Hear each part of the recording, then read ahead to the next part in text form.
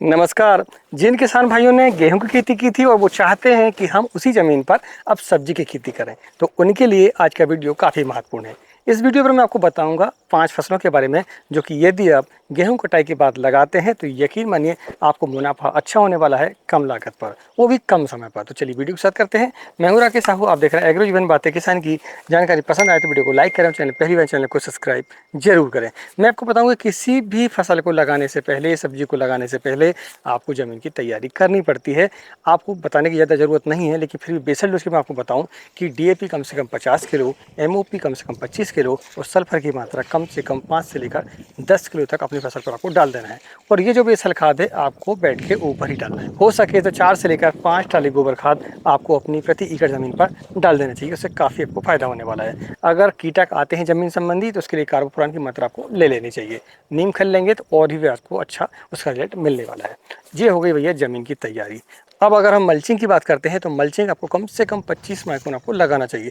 वो इसलिए क्योंकि अभी हम जो बेड तैयार करेंगे, हम बरसात आने के बाद उसे नहीं मिटाएंगे।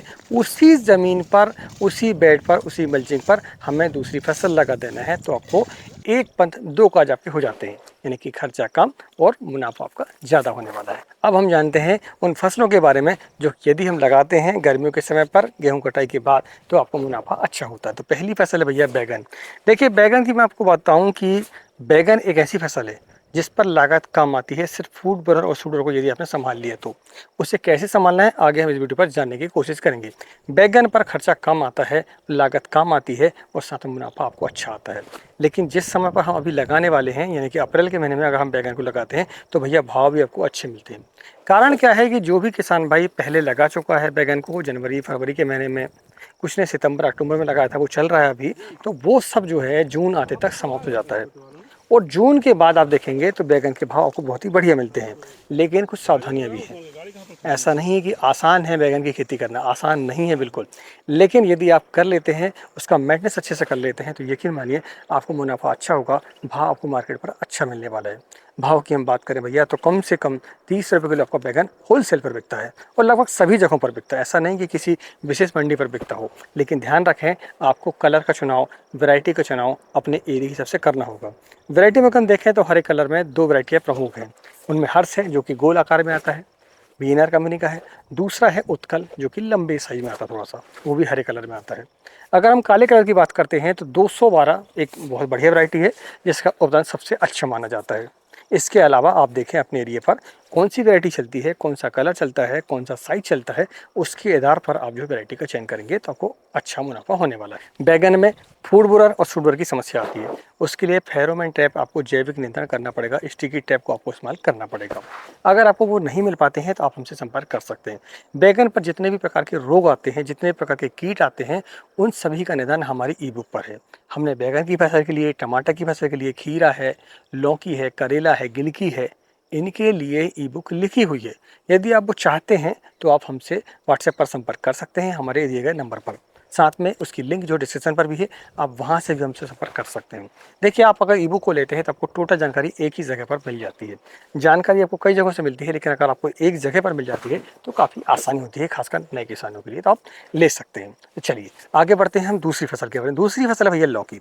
लौकी एक ऐसी फसल है जिस पर बीज भी कम लगता है, बीज का रेट भी कम है और अगर थोड़ी बहुत 19-20 अगर भाव हो भी जाते हैं तो आपको मुनाफा अच्छा होने वाला है। क्योंकि गर्मियों के समय पर लौकी की डिमांड सबसे ज़्यादा होती है और वो फसल ऐसी फसल है जो कि नया किसान भी है तो लौकी की खेती को बड़े आराम से कर सकता है। अगर हम वैरायटी की बात करते हैं तो वीएनआर कंपनी की हरुणा बहुत ही बढ़िया वैरायटी है। एक आती है सरिता, वो भी बहुत ही बढ़िया वैरायटी है। और माइको कंपनी की वरद, ये वैरायटी बहुत ही बढ़िया है। एक है अनोखी के नाम से आती है आपका BASF कंपनी का।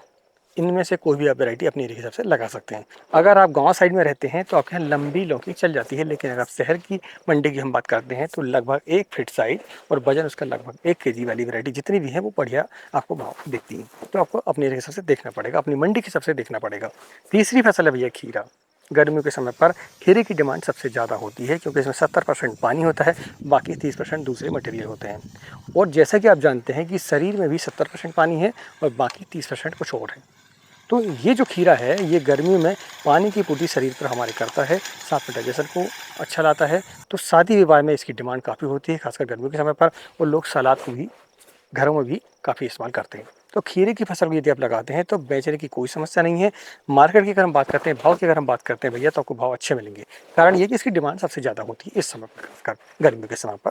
तो आप खीरे को इस समय पर लगा सकते हैं। अगर हम वैरायटी की बात करें तो वीनर कंपनी का क्रस बहुत ही बढ़िया वैरायटी। इसके अलावा आप सैमलिज कंपनी की पद्मिनी को भी लगा सकते हैं, विराज को लगा सकते हैं, अक्षय सीड के काफ़ी सारी वैरायटी हैं। आप इनमें से कोई भी वैरायटी देखिए, अपने एरिया जो चलती हों, साइज के हिसाब से, कलर के हिसाब से आपको चयन करना पड़ता है। तो आप खीरे को इस समय पर लगा सकते हैं। महज 35 दिनों में इसकी हार्वेस्टिंग चालू हो जाती है और अगले 35 दिनों की ये फसल भी चलती है। यानी कि आपके लिए काफ़ी समय है अगली फसल के लिए। यानी कि बरसात में आप उसी बेड पर, उसी ज़मीन पर दूसरी फसल को ले सकते हैं। यानी कि आपका जो खर्चा है स्ट्रक्चर का, साथ में मल्चिंग का, वो आपका काफ़ी हद तक कम हो जाता है। तो आप खीरे की फसल को इस समय पर लगा सकते हैं। इसके अलावा चौथी फसल की बात करते हैं तो चौथी फसल है गिल की।